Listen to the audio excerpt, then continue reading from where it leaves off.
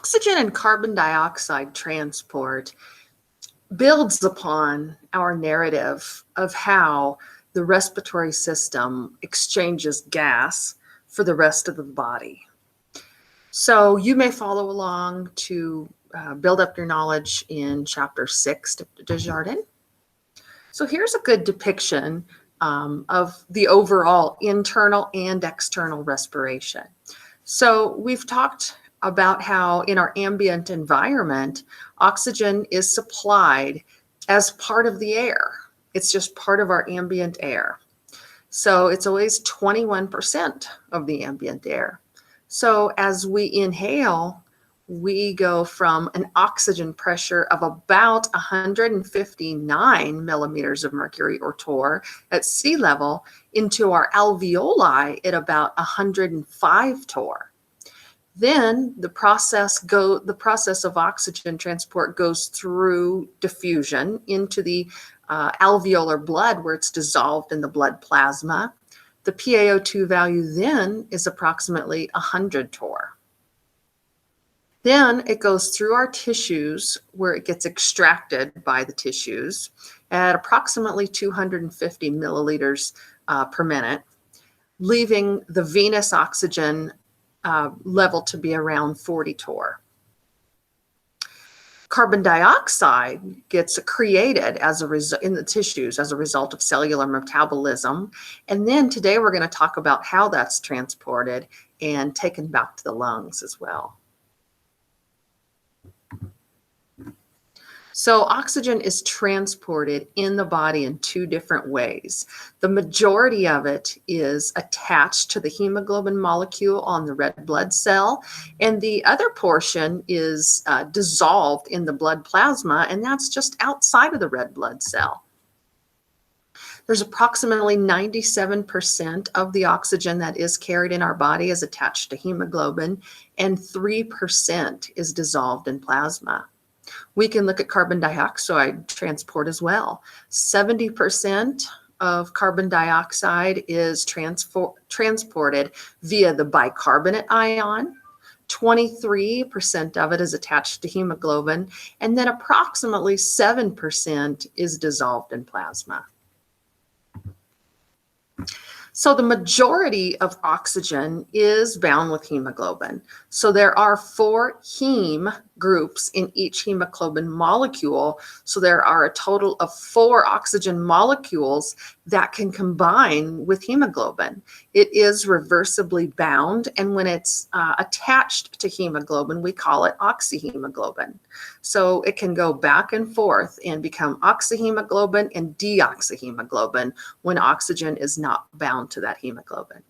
So of course, in order to have our tissues be supplied with oxygen, we have to have a good amount of hemoglobin in our body. Just like the previous lesson, we learned about how we need a good hematocrit level, which is the amount of red blood cells present in the blood plasma. We also need a good amount of hemoglobin. So the hemoglobin for males is 14 to 16 grams per deciliter, and the grams per deciliter can also be described as grams percent. That's just the unit of measurement that is assigned to hemoglobin. And then in females, it can be a little bit lower, 12 to 15. Once again, if we have a low hemoglobin level, it's called anemia. And if we have a higher hemoglobin level, it's called polycythemia.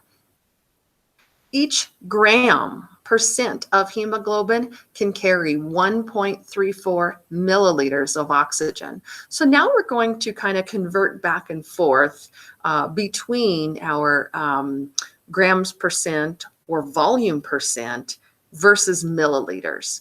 And what that means is how much of a substance, a lot of times we're talking about oxygen, that can actually be carried both on the hemoglobin as well as dissolved in plasma. And we will get to that with our content equation. So the content of oxygen is our CaO2. That's this equation here. It is the total amount of oxygen in 100 milliliters of blood. And that's a combination of both the oxygen that's dissolved in plasma and also bound to hemoglobin. So we talked before in diffusion about how oxygen isn't very soluble in blood solution. So when we're looking at the PaO2 value, the PaO2 value is if we would take a blood sample from the artery and measure the amount of oxygen in our blood. So if we did that, and if we wanted to quantify that into a volume percent, we would have to multiply that number by the solubility coefficient, which is 0.003.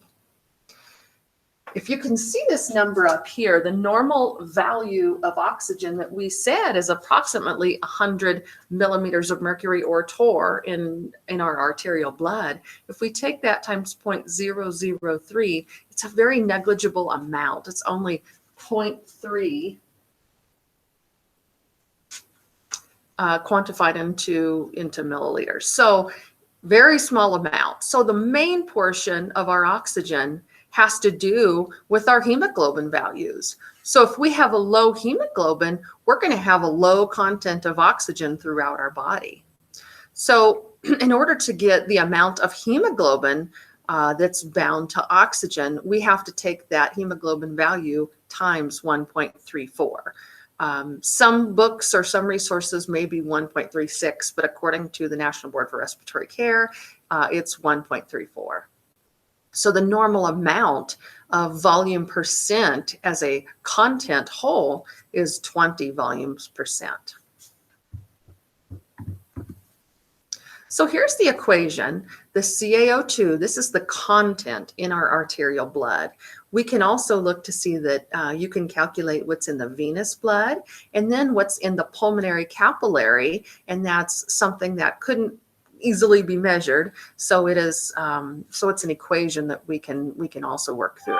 The CaO2 though is a very good indicator of the most global snapshot of the oxygen that is available in our body. So here we have the bound portion to hemoglobin. We also have the portion of oxygen that is dissolved in plasma. So that's the representation of the whole content equation. Now the SaO2 is the saturation of oxygen to hemoglobin in our arterial blood. So the saturation is also measured via an arterial blood sample, as is the PaO2 and the PaCO2. We can also get an SaO2. You guys are going to learn about SpO2 very shortly, if you haven't already, in your fundamentals class. And that can be measured with this machine called a pulse oximetry. So this machine is a non-invasive way of estimating the SaO2. They are different numbers, but it does tell you, give you an example. So if you put your patient's finger in the sensor here, you'll see the SpO2 value, and that should be about 97%. And if we look at that in an arterial sample, that should also be about 97%.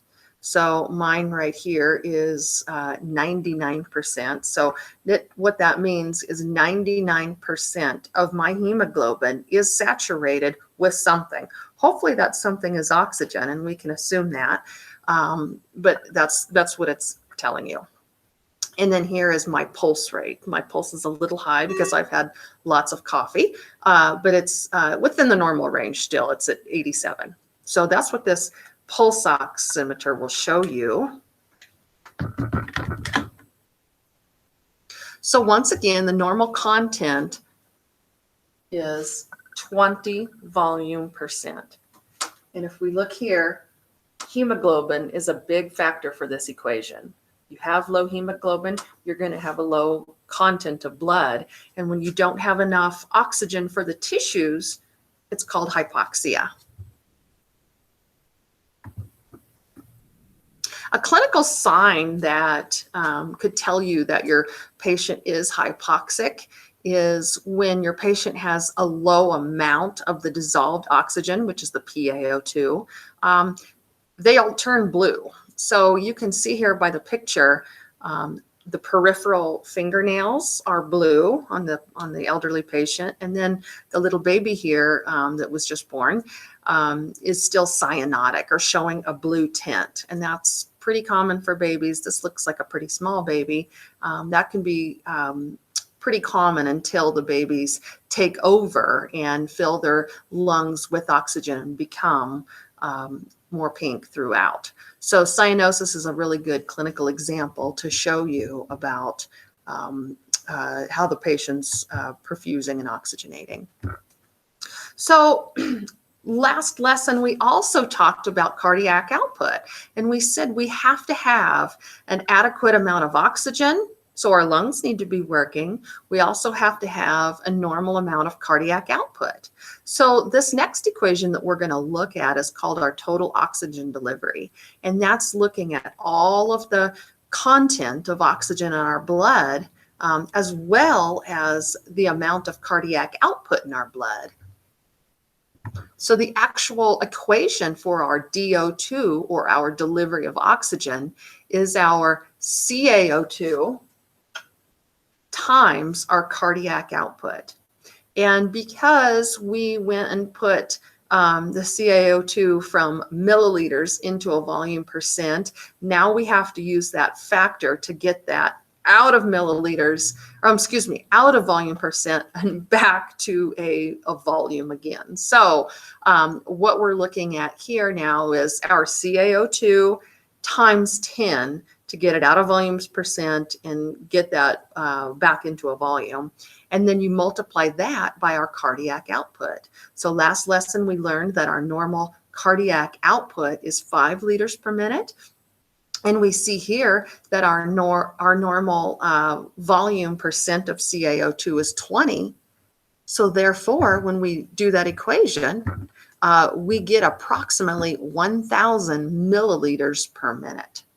So 750 to 1,000 milliliters per minute is the absolute amount of oxygen available to our tissues.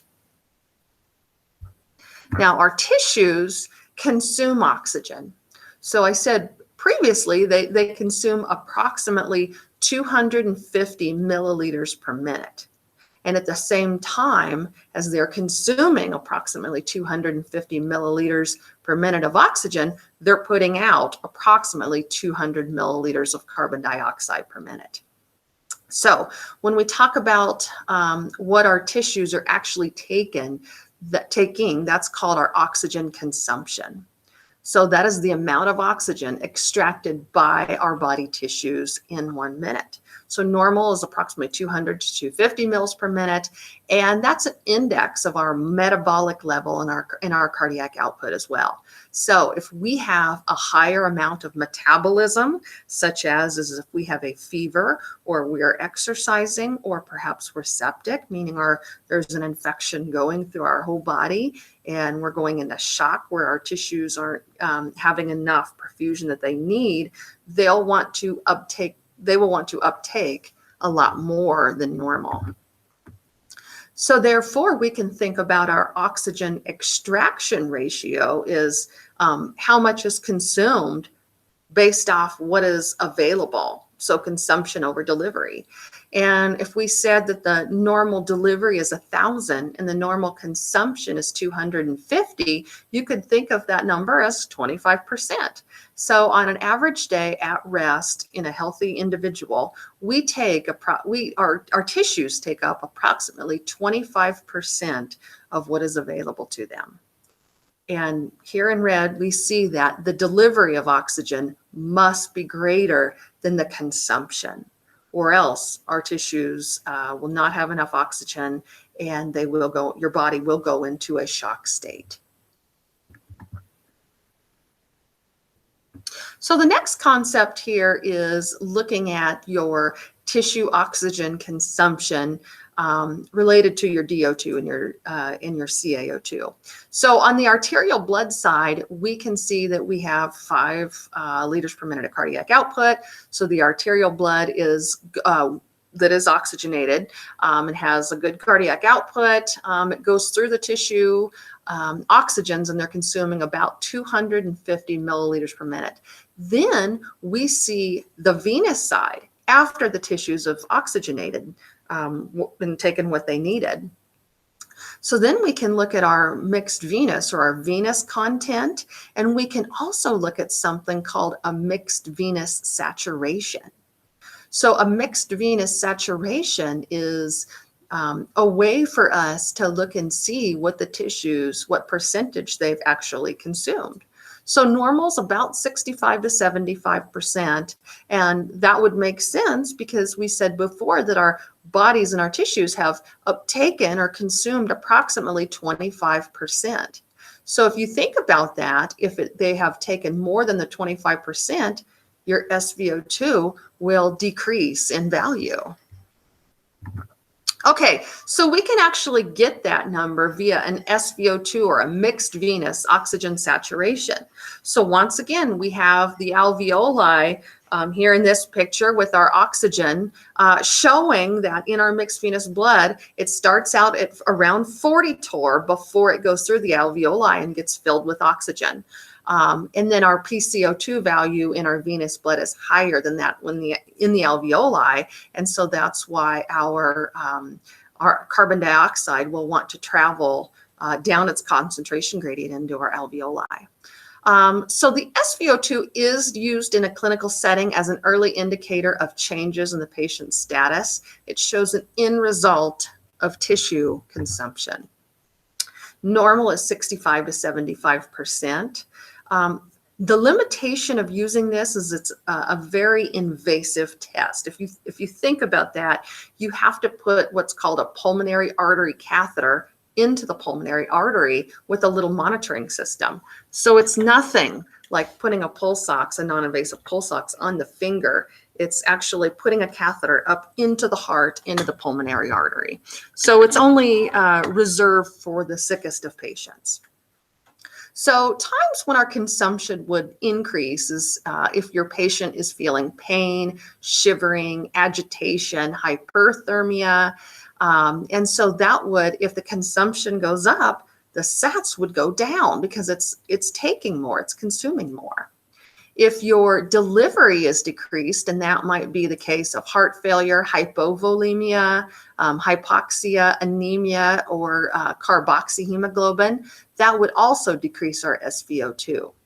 Our SVO2 might increase in times when our patient is taking less consumption, so their consumption is lowered, such as if they're sedated for surgery, if they're having a lot of painkillers, or if they're having respiratory support and the ventilator and supplemental oxygen is providing more than what their tissues need. And then if our DO2 increases, that could be from a positive inotropic agent. If we remember what an inotropic agent is, it's something that increases the cardiac contractility, such as a medication. IV fluid, blood transfusion, and once again, oxygen therapy would increase that DO2 or the delivery. So therefore, our mixed venous saturation would go up.